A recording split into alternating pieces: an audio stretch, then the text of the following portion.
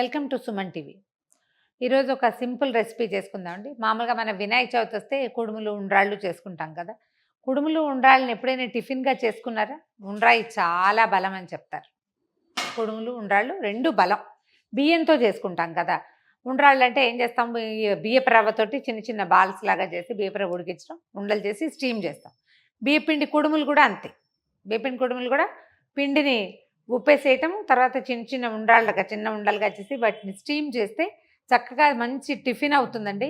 ఈ ఎండాకాలం తినడానికి చాలా మంచిది. మామూలు తెల్ల బియ్యం వద్దనుకుంటే చక్కగా బ్రౌన్ రైస్ని పిండి పట్టించేసుకుంటే అప్పుడప్పుడు చేసుకోవచ్చు. కొద్దిగా తమాషా టేస్ట్ తోటి డిఫరెంట్గా ఉంటుంది, తినడానికి బాగుంటుంది. స్టీమ్ డే మనం హార్లీ దాంట్లో మొత్తం టిఫిన్కి ఓ 2 స్పూన్లు నూనె వాడతాం అంతే, అందుకంటే వాడం. చేసి చూద్దాం, బాగుంటుంది ఇంట్రెస్టింగ్గా. మనం ఒక కప్పు బియ్యపిండి చేయాలనుకున్నాం అనుకోండి, ఒక కప్పు బియ్యపిండికి అదే సైజు కప్పు నీళ్లు, ఒక కప్పు నీళ్ళు పోసి స్టవ్ మీద కొంచెం కాగనివ్వండి. ఏదైనా ఒక వెడల్పాటి పాత్ర పెట్టుకుంటే మనం ఏం చేస్తామంటే పిండికి అప్పాల పిండి ఎట్లా ఉప్పుతాం అట్లా ఉప్పుకోవాలన్నమాట. నీళ్లు బాగా తెరలనివ్వటం, నీళ్ళు కాగనిచ్చి పిండి ఇందులో పోసేయాలన్నమాట. అయితే పిండి పోస్తే ఉండలు గచ్చకాయలు అవుతుంది కదా, అందుకని దీంట్లో కొంచెం నెయ్యి వేస్తే మనకు వాసన చాలా బాగుంటుంది, పిండి ఉండలు కట్టకుండా ఉంటుంది. నీళ్ళు మరిగినాయండి. ఇందులో ఏం చేద్దామంటే ఒక స్పూను నెయ్యి వేయండి, ఒక హాఫ్ టీ స్పూన్ ఉప్పు వేయండి. ఒకసారి కలిపేసి ఉప్పు కరిగేదాకా సిమ్లో పెట్టి, మనం ఈ బియ్యపిండి మామూలు మరపిండేనండి, బజార్లోంచి తెచ్చుకోవచ్చు, లేదా మనమే గిర్నీ పట్టించి పెట్టుకుంటాం కదా, ఆ పిండి అయినా సరే పిండి పోసేయండి ఇందులో. పిండి మొత్తం తడిసేలాగా చేయండి, పచ్చిపిండి ఉండనివ్వద్దు. ఏదైనా నాన్ స్టిక్ దాంట్లో కొత్తది మంచిది అంటే ముక్కలు ముక్కలుగా ఊడిపోయింది ఉంటే దాంట్లో చేసుకోండి, అసలు అంటుకోకుండా వస్తుంది. మేము కొంచెం స్టీల్ దాంట్లో చేస్తున్నాం కదా, మొత్తం కలిసింది. దీన్ని ఏం చేద్దామంటే 1 నిమిషం పాటు మూత పెట్టి అట్టె పెడదాం. స్టవ్ మీదే సిమ్లో ఉంది. ఏంటంటే పిండిలో ఏ ఇది లేకుండా మగ్గిపోవటం కోసం అన్నమాట. జస్ట్ 1 or 2 minutes సరిపోతుంది. మనం ఏం చేద్దామంటే ఈ పిండిని వేరే బౌల్లో వేసుకుని కొంచెం మెత్తగా పిసికి ఉండలు చేసుకోవాలన్నమాట.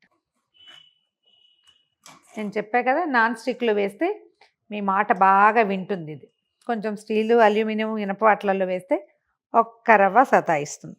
పిండిని వేరే పాత్రలోకి తీసుకోండి. పిండిని కొంచెం చల్లారనిచ్చి గట్టిగా మన చేతితోటి, ఎలా అంటే చపాతీ పిండి ఎలా పిండి పిసుకుతాం అట్లా నలిపేసేయాలన్నమాట.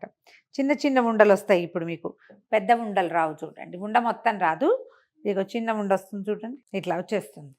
పిండిని కొంచెం చల్లారనిచ్చి చేతితో పిసికేసి ఉండలా చేయటం, తర్వాత ఇట్లా చిన్న ఉండలు చేసుకోవటం పగుళ్ళు లేకుండా. పిండి మొత్తం చేతితోటి బాగా పిసికేసేయాలండి. కొంచెం చల్లారితే మీకు ఈజీగా వస్తుంది. నేను వేడి దాంట్లోనే చేయబెట్టినాను చూడండి. ఇట్లా ఉండ చేసుకోవటము, దాంట్లో నుంచి చిన్న చిన్న ఉండలు చేసేసుకోవటం. ఇందులో మనం నెయ్యి వేసాం కదా, చేతికి అంటుకోకుండా వచ్చేస్తుంది. ఈ మాత్రం సైజ్ చేస్తే సరిపోతుంది. ఇట్లా పగుళ్ళు లేకుండా ఉండలు చేసి పెట్టుకుంటే వీటన్నిటిని మళ్ళీ స్టీమ్ చేస్తాం మనం. మొత్తం పిండి అంతా ఇలా ఉండలాగా చేసేసుకున్నామండి. దీనికి ఏంటంటే మనం ఇడ్లీ పాత్ర ఉంటుంది కదా, అలాంటిది ఏదైనా పెట్టుకోవచ్చు. స్టీమర్ ఉంటే స్టీమర్ పెట్టుకోవచ్చు, లేదా ఇడ్లీ పాత్ర లేదు, స్టీమర్ లేదండి, ఎలా మేనేజ్ చేయాలంటే ఇలాంటి వెడల్పాటి గిన్నె ఏదైనా తీసుకోవటం, అడుగు నీళ్లు పోయటం, ఓ తెల్లటి బట్టను శుభ్రంగా జాడిచ్చేసి తడి బట్టని ఇట్లా దీనికేసి వాసనలా కట్టేసి మనం చేసిన వాటిని అందులో పేరు చేస్తే స్టీమ్ అయిపోతుంది. వాసన పోలి అని వేసేవాళ్ళు చూడండి ఊళ్ళల్లో, అట్లా. ఇందులో ఇలాంటి స్టీమర్ కాకపోయినా చిల్లుల పళ్ళెం ఏది పెట్టినా సరిపోతుంది. మనం ఈ చేసి పెట్టుకున్న ఉండలన్నిటినీ పెట్టేసి ఒక 10 నిమిషాల పాటు ఇడ్లీలాగా స్టీమ్ చేసేద్దాం. స్టీమ్ చేసేసరికల్లా ఇప్పుడు ఈ ఉండలు ఏమవుతాయంటే స్పంజీగా అవుతాయన్నమాట స్టీమ్ వల్ల. 10 నుంచి 12-14 నిమిషాల పాటు స్టీమ్ చేయొచ్చు. మామూలు కుక్కర్లో కూడా పెట్టుకోవచ్చు, ఎలా వీలైతే అలా చేయండి. స్టీమ్ చేసేద్దాం ఒక 10 నుంచి 12-14 నిమిషాల పాటు. చక్కగా స్టీమ్ అయిపోయినాయండి. వీటిని కొంచెం చల్లారనిద్దాం, పక్కకు పెట్టేసేద్దాము. ఇప్పుడు ఏం చేద్దామంటే కొంచెం పెద్ద ప్యాన్ ఏదైనా పెట్టుకోండి, కాస్త వెడల్పుగా ఉండేది.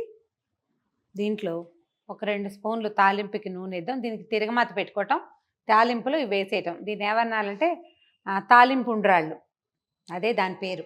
దీన్ని ఎంత మసాలాదారుగా కావాలంటే అంత మసాలాదారుగా చేసుకోవచ్చు అండి. సింపుల్గా కూడా చేయొచ్చు, హెవీగా కూడా చేయొచ్చు. మామూలు కన్జర్వేటివ్ తిరగమాతలు ఏం చేస్తాం మనం, మినపప్పు, శనగపప్పు, తర్వాత కొంచెం ఆవాలు వేసేసి, తర్వాత కొన్ని వేస్తే 4 జీడిపప్పులు అవి వేసి, పచ్చిమిర్చి వేసి వేయించేస్తాం, కరివేపాకు, ఇంగువ అవి ఇందులో వేసేస్తే మొత్తానికి పైకి కిందకి కదిపితే ఈ ఆవాలు వాటి వాసన వస్తూ చాలా బాగుంటుంది. ఉప్మా తిరగమాత వేస్తాం చూడండి అట్లా. నువ్వులు కూడా వేసుకోవచ్చు, అది చాయిస్. ఒకవేళ మీకు నువ్వులు నచ్చేటట్టయితే నువ్వులు కూడా వేసుకోవచ్చు. నువ్వుపప్పు ఉంటుంది, సన్నపప్పు, అది వేసేసుకోవచ్చు. ఒక 1/2 టీ స్పూన్ శనగపప్పు, ఒక 1/2 టీ స్పూన్ మినపప్పు, అదే 1/2 టీ స్పూన్ ఆవాలు. ఆవాలు ముందేసుకుంటే మంచిదండి. కొంచెం జీలకర్ర. దీంట్లో ఇంకా ఎక్స్ట్రాగా ఉప్పు వేయాల్సిన పని లేదండి. వేస్తే మన చాయిస్ ఉంటే జీడిపప్పులు, పల్లీపప్పులు అలా కూడా వేసుకోవచ్చు. ఒక చిటికెడు ఇంగువ, కాసిన జీడిపప్పులు, తర్వాత పచ్చిమిర్చి, కరివేపాకు. పోపు వేగగానే ఈ మనం చేసి పెట్టుకున్నాం కదా, ఇవి ఉండాలి ఇందులో వేసేద్దాం.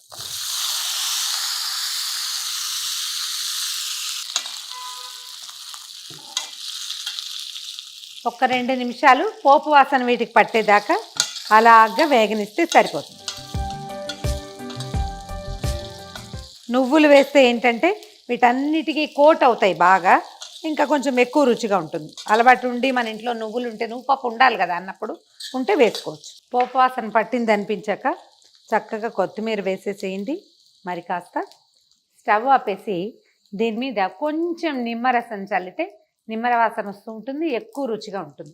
మంచి కొబ్బరి పచ్చడి కానీ, టమాటా పచ్చడి కానీ, ఈ టమాటాలు మన నిమ్మకాయ కారం అలాంటి వాటితోటి కాంబినేషన్ చాలా బాగుంటుంది. పల్లి పచ్చడి ఇలాంటి వాటితోటి కూడా చేయొచ్చండి. దీనికి ఏంటంటే కొంచెం పల్చటి పచ్చడి ఉంటే చాలా బాగుంటుంది. ఇడ్లీకి బదులుగా దీన్ని తీసుకోవచ్చు మార్నింగ్ బ్రేక్ఫాస్ట్గా. అయితే మనం పాత బియ్యపు పిండి పట్టించకుండా కొంచెం కొత్త బియ్యపు పిండి అయితే ఇవి మనకి స్పంజీగా వస్తాయి, లేకపోతే కొంచెం హార్డ్గా ఉంటాయి.